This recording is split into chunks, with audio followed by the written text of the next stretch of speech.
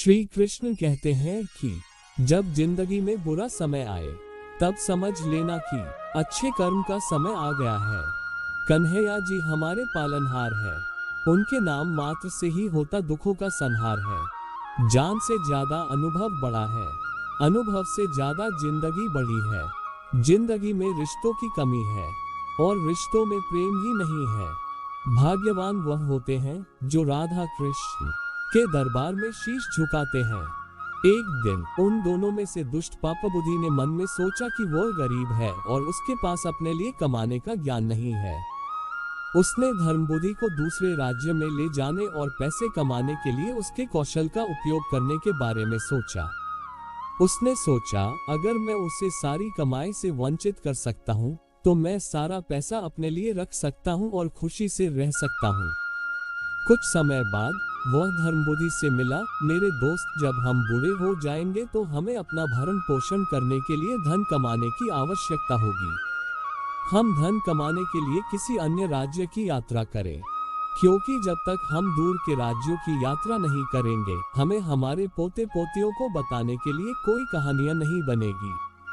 धर्म बुद्धि उनकी योजना पर सहमत हो गया और अपने माता पिता और शिक्षकों का आशीर्वाद लेकर एक दूर के राज्य की यात्रा की। एक शुभ दिन पर उन्होंने अपनी यात्रा शुरू की। उन दोनों ने धर्म बुद्धि के कौशल और ज्ञान के कारण बहुत पैसा कमाया। कुछ समय बाद अपनी कमाई से खुश होकर उन्होंने घर लौटने की योजना बनाई।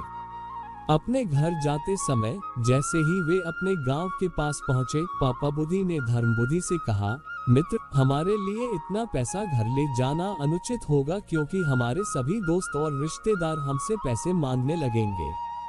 इसके अलावा खतरा भी है चोरी का। उसने कहा, चलो हम अपनी जरूरतों के लिए नामात्र राशि लेकर धन को जंगल में गाड़ दें, जहां कोई इसे ढूंढ न सके।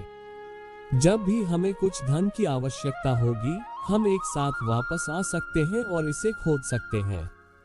उसके इरादों पर संदेह किए बिना धर्म बुद्धि सहमत हो गया। उन्होंने अधिकांश धन एक पेड़ के नीचे गाड़ दिया और केवल मुट्ठी भर धन लेकर घर लौट आए। कुछ दिनों बाद पापा बुद्धि, गलत सोच वाला, रात के अंधेरे में अकेले जंगल में चला गया। उसने वह सारा धन निकाला जो उन्होंने एक साथ गाड़ रखा था। सारा धन निकाल लिया और गड्ढे को पहले की तरह बंद कर दिया। वह सारा धन लेकर घर वापस आ गया और छिपा दिया। कुछ दिनों के बाद ये दिखावा करते हुए कि कुछ नहीं हुआ है, वह धर्म बुद्धि से मिलने गया। मित्र, मेरा परिवार बड़ा है और जो पैसा मैं लेकर आया था वह पहले ही खर्च हो चुका है। चलो हम एक साथ उस स्थान पर चलते हैं जहां हमने अपना पैसा छिपा रखा है। कुछ और लाने के लिए धर्म बुद्धि सहमत हो गए और वे एक साथ उस स्थान पर गए जहां उन्होंने अपना पैसा दफनाया था और गड्ढा खोदा। लेकिन उन्हें पता चला कि पैसे वहां नहीं था। पापा बुद्धि ने अपना सिर पीटना शुरू कर दिया और धर्म बुद्धि पर आरोप लगाया, इसमें कोई संदेह नहीं है कि यह आप ही हैं। किसी और को नहीं पता था कि हमने धन कहाँ छिपाया है। आपने अपने लिए सारा धन चुरा लिया है।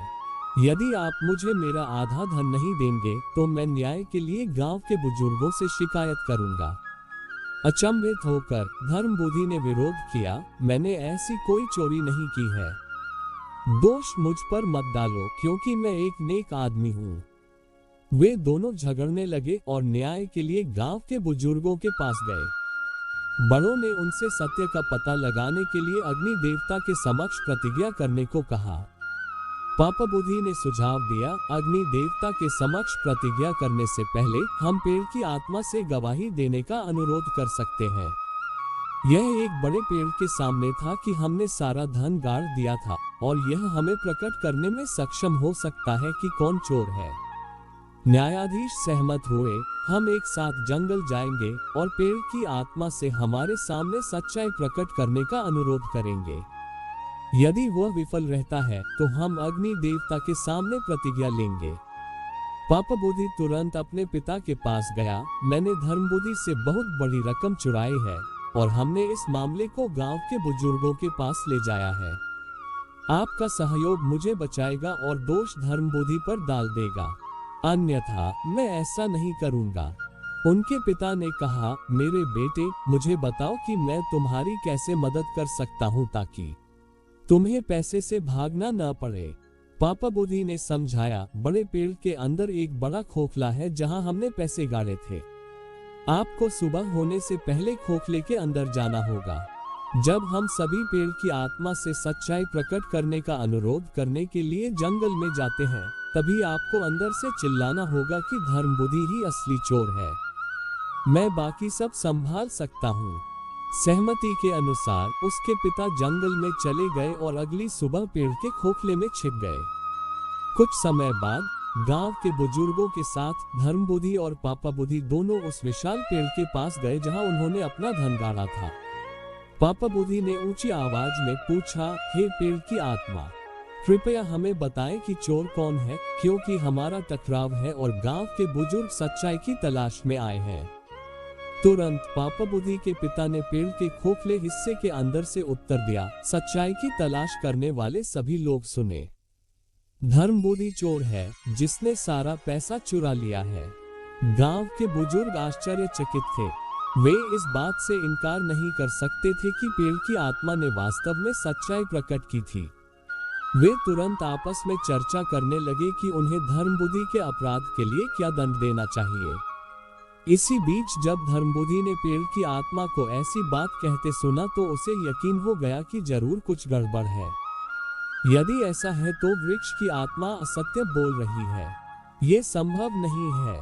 पेड़ के खोखले हिस्से को देखकर उसने पेड़ के खोखले हिस्से के सामने सूखे पत्तों और घास का ढेर लगा दिया और उसमें आग लगा दी। जब आग भड़कने लगी तो पापा बुद्धि के पिता खोखले के अंदर की गर्मी और धुएं को और अधिक सहन नहीं कर सके।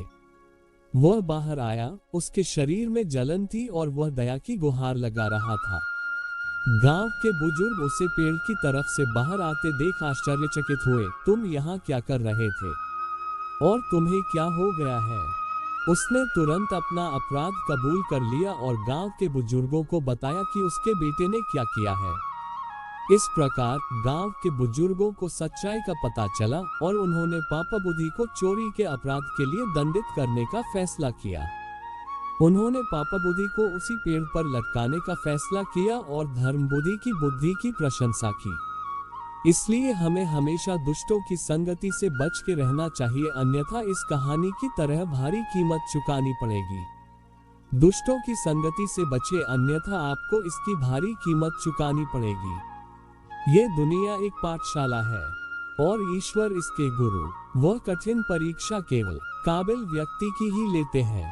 निर्बलता अवश्य ईश्वर देता है, परंतु मर्यादा मनुष्य का मन खुद निर्माण करता है। सिर्फ दिखावे के लिए अच्छा मत बनो। मैं आपको बाहर से नहीं बल्कि भीतर से जानता हूँ। यदि आपके पास कोई समस्या आती है तो उसका समाधान खोजें, उससे दूर नहीं भागे। रिश्तों में अपेक्षा ही कमजोर बनाती है।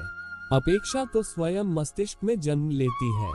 सुनो प्रिय, सारी जिंदगी आपका इंतजार किया है। मैंने तो आपकी गैर मौजूदगी से भी प्यार किया है। चाहे कितना भी बुरा क्यों ना हो, तुम्हारे साथ पर यकीन रखना। संदेह की स्याही से संबंध के पृष्ठ पर कभी शुभ अंकित नहीं होता, इसलिए अपने मन के विचार और संबंधों का आधार दोनों ही शुभ रखें।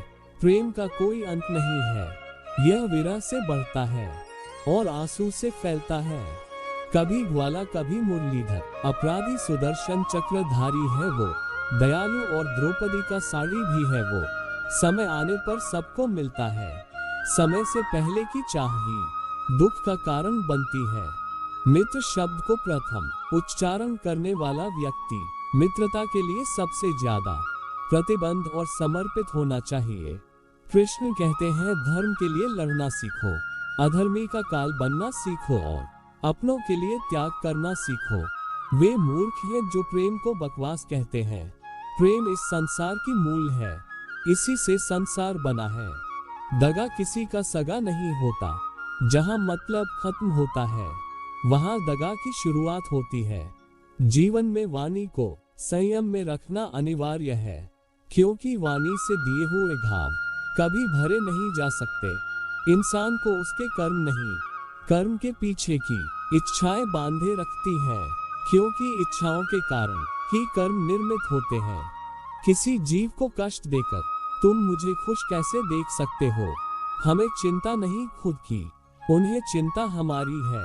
हमारे प्राणों के रक्षक स्वयं सुदर्शन चक्रधारी है। रिश्तों में नियमित दूरियां रिश्तों को जोड़ती है और अनियमित दूरियां रिश्तों को तोड़ती है। मनुष्य अपने विश्वास से निर्मित होता है। जैसा वो विश्वास करता है वैसा वो बन जाता है। इस दुनिया में सब कुछ खोने योग्य है, केवल ज्ञान पाने योग्य है। उस इंसान का मंजिल से भटक जाना तय है जिसकी संगत में नकारात्मक लोग रहते हैं। बुरे कर्म करने नहीं पड़ते हो जाते हैं और अच्छे कर्म होते नहीं करने पड़ते हैं। मुश्किल घड़ी में अपने नहीं जब काम आते हैं तब बचाने हर बला से मेरे घनश्याम आते हैं। अपने मन और आत्मा से कर्म करें और प्रेम करें तो जीवन आनंदित हो जाएगा। इंसान के बर्बाद होने के 6 कारण: नींद, गुस्सा, डर, थकान, आलस्य और काम टालने की आदत। इस संसार में भाग्य से अधिक और समय से पहले ना किसी को मिला है और ना ही कभी मिलेगा। दूसरों के कर्मों का श्रेय स्वयं लेकर आप जयेष्ठ बन सकते हैं, श्रेष्ठ कदापि नहीं। इश्क कोई जंग नहीं जिसे जीतना जरूरी है। इश्क कहानी है जो सदियों से अधूरी है। इंसान समय और अपनी सहूलियत के हिसाब से शब्दों का प्रयोग करता है। अगर आपको हमारी वीडियो अच्छी लगी हो तो अपने दोस्तों के साथ भी शेयर कीजिए और कमेंट में जरूर बताइए कि कैसी लगी हमारी वीडियो। दोस्तों आज बस इतना ही, मिलते हैं फिर एक नए वीडियो के साथ। जय श्री कृष्ण।